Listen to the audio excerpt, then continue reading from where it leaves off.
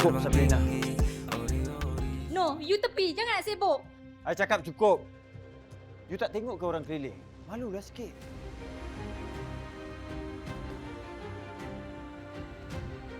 Habis semua follower aku hilang.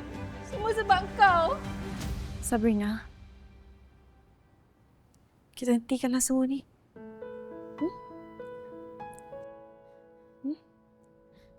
Kau kena ingat, social media tu bukanlah segalanya.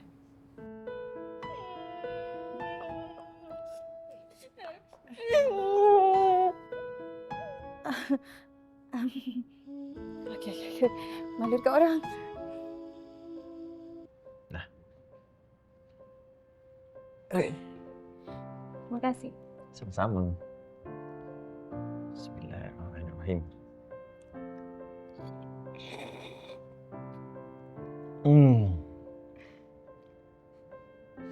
Sedap.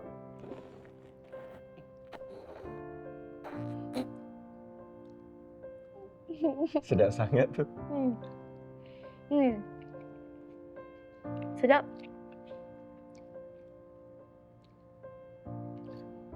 Ceritalah. Awak betul-betul tertinggal flight ke? Ya. Saya tertinggal flight. Sebab tu saya datang ke sini. Jadi awak akan ke sana balik? Entah. Maybe. Tapi kalau ada orang nak saya dekat sini, saya stay.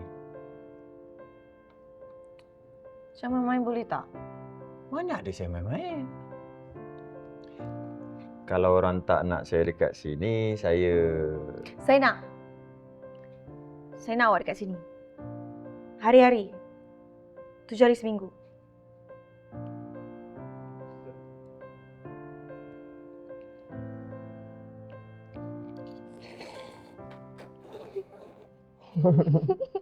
Panas. Apa dibuat tu? Okey, siap.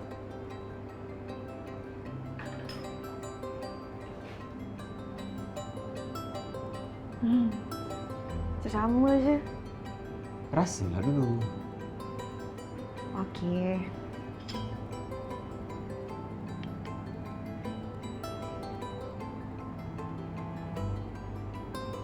Sedap. Apa awak letak? Secret ingredient. Secret ingredient? Cakap je lah apa awak letak ni. Sedap ni. Serius. Ni, saya letak ni. Dia nak mengada tau. So, sedap kan? Dah boleh nak pangkat belum? Head chef or kitchen manager? Apa kata awak jadi manager hati saya? Tapi tak naik gaji lah yang tu. Cik Nadia, chef, cepat keluar. Ada apa? Ori-ori, jatuh cinta lagi. Setiap senyum kau buatku terbang tinggi. Ori-ori, semakin kau dekat, diriku jatuh hati lagi.